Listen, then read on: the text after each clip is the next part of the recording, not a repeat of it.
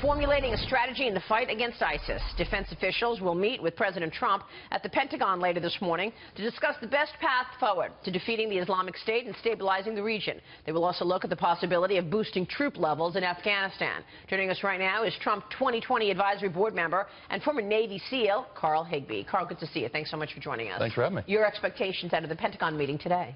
Very different from what we saw over the last 8 years. This is an administration that actually has the political will to destroy an enemy like this, whereas we didn't see that over the last one. So it's going to be a big change in ship. What do you mean? What's going to come out of the meeting? I can't tell you exactly what's going to come out of the meeting, but I can tell you, judging by knowing Secretary Mattis, President Trump, this is going to be a very different tone. They're going to start boosting troop levels, I believe. They're going to start executing more targets over there. I think we've had more bombings in 2017 than we did in 2016. We're only halfway through the year, so it's going to be a big change. Wow. I think the president is already winning that fight, so much more than what came out in the previous administration. I mean, I think if you look around the world, the way people see us, the way people see ISIS, the way people see how we're taking the fight to them, he talked about doing it, and he's executing on it.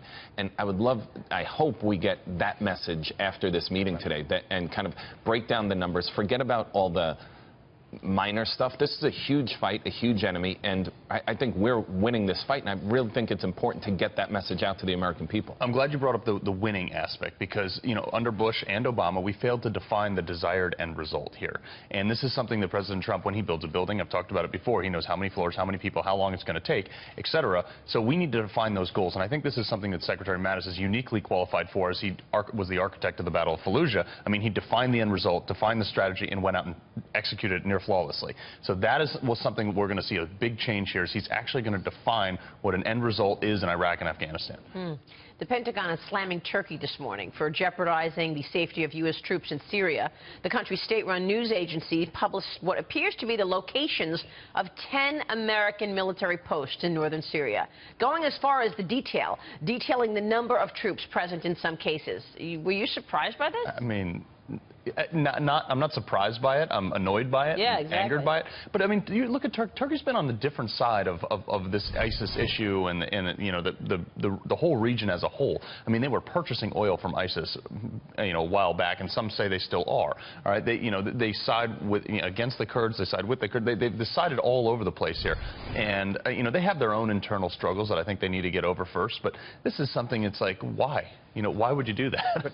Well, because Turkey itself is going through a big shift in terms of who's controlling the country. It's no longer the unabashed American ally that it used to be. It's got a lot of these polls from radical Islam that are in Turkey itself, and changing the nature of the country. Yeah, and this is a state-sponsored media network. This is like as if our NPR came out and started talking about troop levels and locations and things like that. So, but you raise an important issue in terms of the oil that the Islamic State was selling and is selling. How successful have we been, and has the world been, at cracking down on the ISIS economy and how the Islamic State raises money and funds itself? Yeah, well, this is something President Trump actually harped on greatly during the campaign, was take the oil. Yeah. And everybody hit him, says, oh, you can't steal sovereign nations' oil. Well, guess what? Like these people in ISIS, they don't operate on geographical borders. So, yes, we're going to have to go into what is sometimes a sovereign nation and seize regions of oil in order to stop their funding. It's oil and grain, and to a lesser extent, I think now it's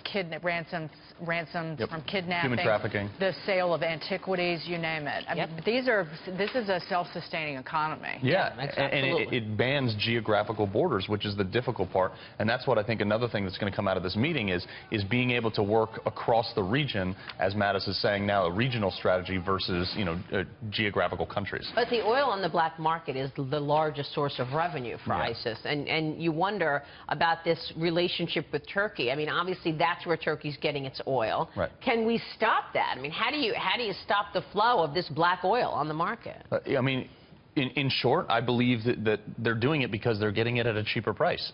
So they're going to keep doing it. We're not going to stop it unless we put some serious sanctions.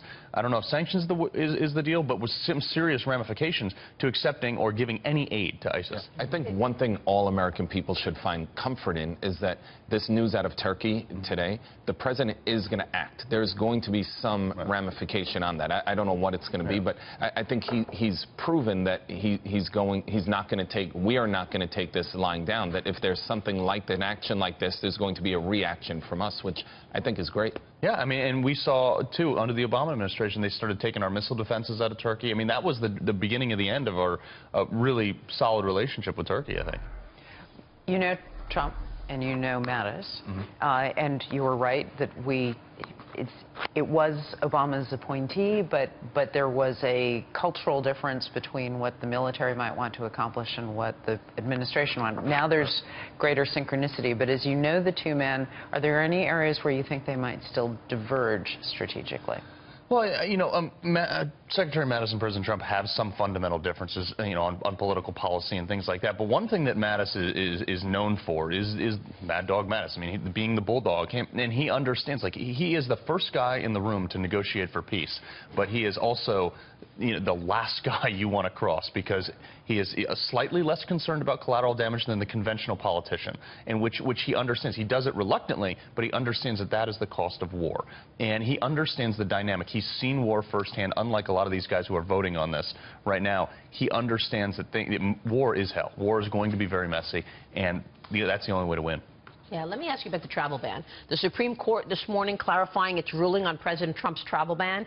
The High Court loosening the administration's definition of family to allow grandparents and aunts and uncles and relatives from 6 mostly Muslim countries named in that executive order. But the order is also permitting the government to enforce strict restrictions on refugees. Yep.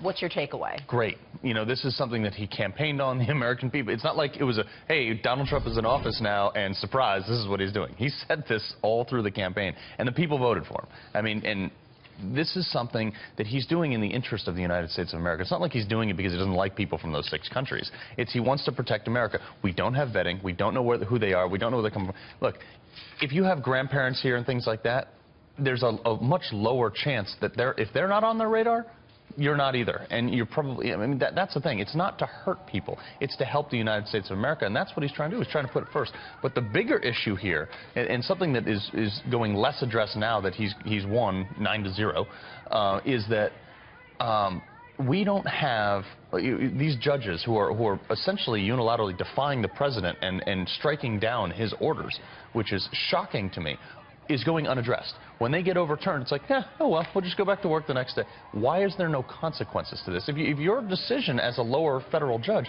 gets overturned by the Supreme Court, doesn't that should really force you to step down from the bench or have some sort of ramification? You're assuming accountability in the judiciary. What a fool I was. Sorry. Yeah. There's no such mechanism, unfortunately.